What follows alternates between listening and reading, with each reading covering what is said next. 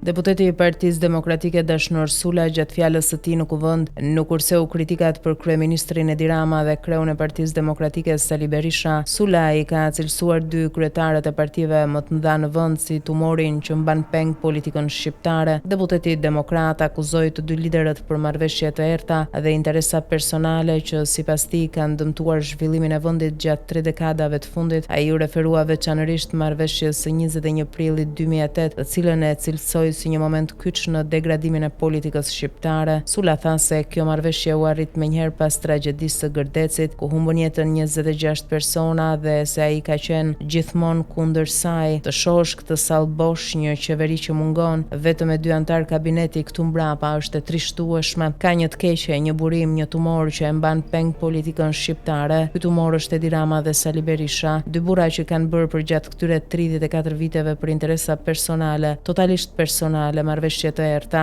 Nuk e them sot që ika nga APD, e kam denoncuar këtë marrëveshje edhe më parë. Kur refuzonim në seancat plenare kam qenë totalisht kundër një marrëveshje të PD-s me PS-n. E keqja e kësaj politike ka nisur më 21 prill të vitit 2008. Jam krenar për veten time kundra. Pakti i errët. Berisha Rama me 21 prill 2008, kur pa ju thar flokët viktimave të Gërdecit, 26 viktimave, u bë një marrëveshje turpshme. Unë kam votuar kundër. Në 2009 ikën të gjithë ata që ishin kundër në PD dhe kam shpëtuar vetëm unë. Këtij parlamenti i duhen burra dhe gra të ndershme, thot Sula.